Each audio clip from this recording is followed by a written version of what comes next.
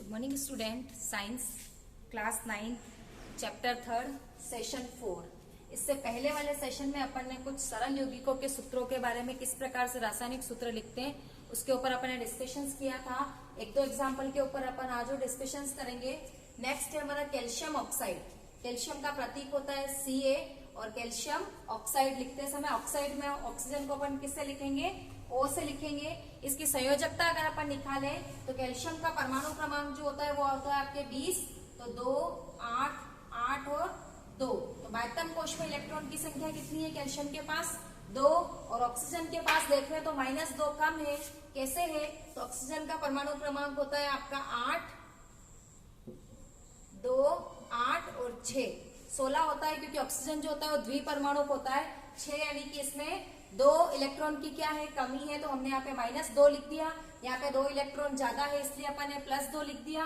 दोनों को बीच में क्रॉसिंग करवाएंगे तो हमारे पास कैल्शियम को कितनी बार लिखेंगे, 2 बार Ca होल ट्वाइस, और ऑक्सीजन को कितनी बार लिखेंगे, 2 बार। दोनों की डिजिट सेम है तो अपन 2 को कैंसिल कर सकते हैं और इसका सूत्र क्या हो जाएगा, CaO। हम ये सूत्र भी लिख सकते हैं, ये सूत्र भी लिख सकते हैं। नेक्स्ट अपन ने पहले देखा था सरल परमाणुओं के यौगिक के ऊपर डिस्कशंस किया था। अब अपन देख रहे हैं जहां पे बहुपरमाणुविक आयन्स होते हैं उनका अपन किस प्रकार से सूत्र लिखते हैं। तो पहला आपके एग्जांपल दे रखा है सोडियम नाइट्रेट। सेम प्रोसेस रहेगा। सोडियम का परमाणु क्रमांक अपन निकाल के, सोडियम का परमाणु क्रमांक होता है 11, इलेक्ट्रॉन भरेंगे अपन तो 2, 8 और 1। सोडियम के बाह्यतम कोश में कितने इलेक्ट्रॉन है, 1 इलेक्ट्रॉन है। और नाइट्रेट की संयोजकता कितनी होती है, -1। दोनों को अपन क्रॉस करेंगे तो आपके क्या आएगा, NaNO3। सेकेंड देख रहे हैं कैल्शियम हाइड्रोक्साइड। सेम कैल्शियम की संयोजकता अपन ने अभी निकाली +2 और हाइड्रोक्साइड की संयोजकता -1। कैसे होती है अपन थोड़ा सा देखें। ऑक्सीजन की संयोजकता हमने निकाली थी 2, 8 और 6। ऑक्सीजन के पास 2 इलेक्ट्रॉन की कमी है और 1 हाइड्रोजन ले रहे हैं, तो 1 हाइड्रोजन तो यहाँ पे हम दे रहे हैं, फिर भी इसके पास 1 की कमी है अष्टक पूर्ण करने के लिए। वापस देखना, ऑक्सीजन का परमाणु क्रमांक होता है 16, 2, 8 और 6, है ना। बाह्यतम कोश में 6 इलेक्ट्रॉन है। मैंने आपको बताया था स्टेबिलिटी के लिए या तो अष्टक चाहिए या इलेक्ट्रॉन का पेयर चाहिए। तो अष्टक पूर्ण करने के लिए ऑक्सीजन को 2 इलेक्ट्रॉन की कमी है, उसमें से 1 तो अपन किससे ले रहे हैं, हाइड्रोजन से, फिर भी 1 इलेक्ट्रॉन की कमी है, इसलिए इसकी संयोजकता कितनी होगी, -1। सेम क्रॉस करेंगे और इसका सूत्र क्या हो जाएगा, MgOH होल ट्वाइस। कल अपन ने नियम्स देखे थे, उसमें अपन ने देखा था कि अगर बहुपरमाणुविक आयन है तो कोष्टक में बंद होकर उसकी डिजिट लगेगी, तो हमने यहाँ पे क्या लिखा, CaOH होल ट्वाइस। तीसरा अपन देखे अमोनियम सल्फेट। अमोनियम का सूत्र होता है आपका, सिंबल होता है, प्रतीक होता है NH4 और सल्फेट का SO4। दोनों की संयोजकता NH4 का संयोजकता +1 और SO4 की संयोजकता -2। आप इस तरह से निकाल के देख सकते हैं, राइट है या नहीं।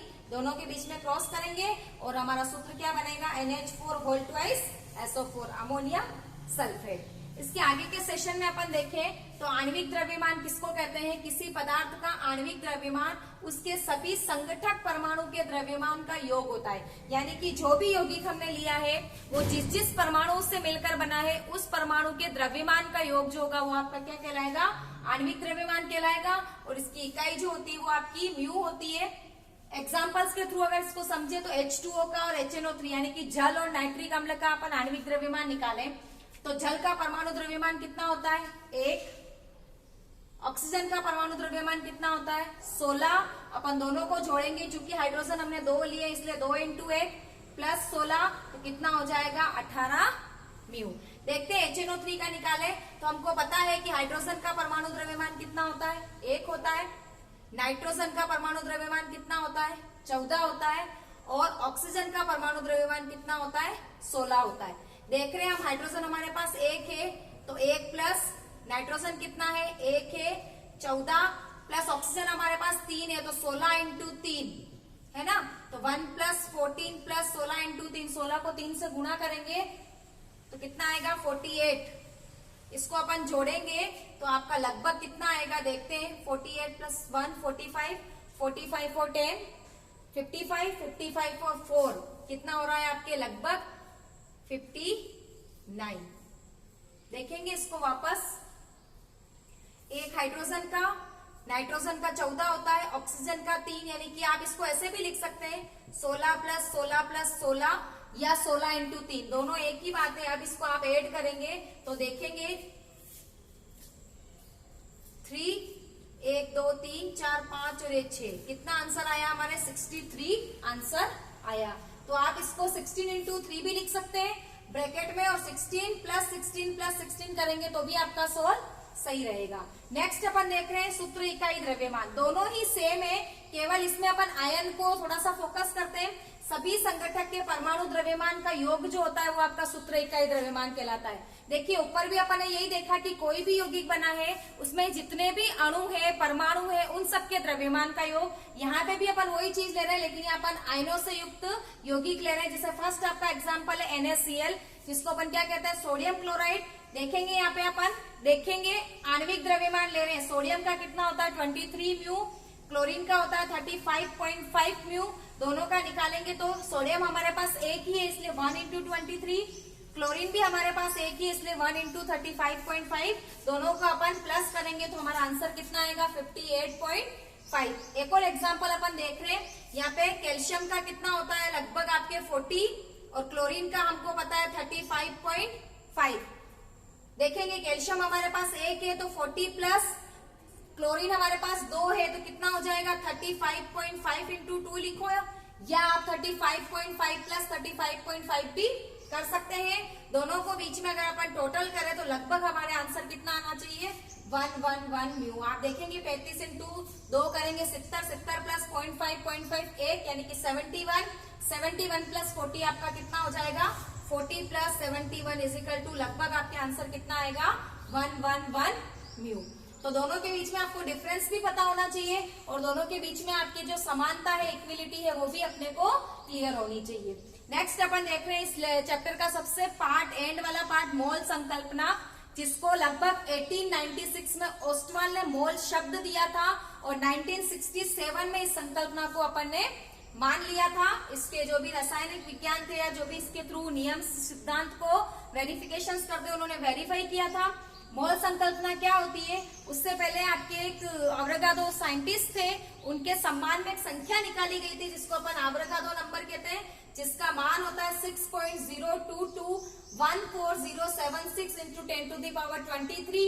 अपन इतनी डिजिट नहीं लेकर केवल 3 डिजिट को ही अपन लेंगे तो हमारे पास संख्या कितनी आ जाएगी 6.022 × 10⁻23 संख्या में। होती क्या है मोल संकल्पना, जिस प्रकार से अगर अपन हाइड्रोजन के ऊपर डिस्कशंस करें कि एक हाइड्रोजन और एक ऑक्सीजन मिलकर आपके क्या बनाना है, जल बनाना है, यानी कि 2H2 + O2 = 2H2O, है ना।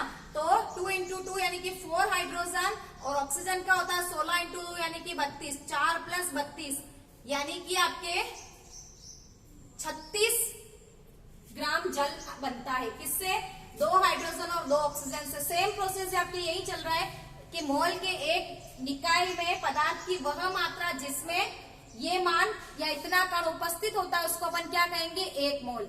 एग्जाम्पल देखिए अपन तो 1 डजन, जैसे अपन 1 डजन के बारे में चर्चा करते हैं हमारे पास आता है कि 12 यूनिट, यानी कि 1 दर्जन में कोई भी वस्तु होगी कितनी होगी 12 होगी। उसी प्रकार से 1 मोल में कितने पदार्थ की संख्या होगी 6.022 × 10⁻23 संख्या में उपस्थित होगा। यह है आपकी मोल संकल्पना। किसी तत्व में परमाणु के 1 मोल का द्रव्यमान उसको क्या कहेंगे मोलर द्रव्यमान, और उस परमाणु के मोलर द्रव्यमान को अपन ग्राम परमाणु द्रव्यमान भी कहेंगे।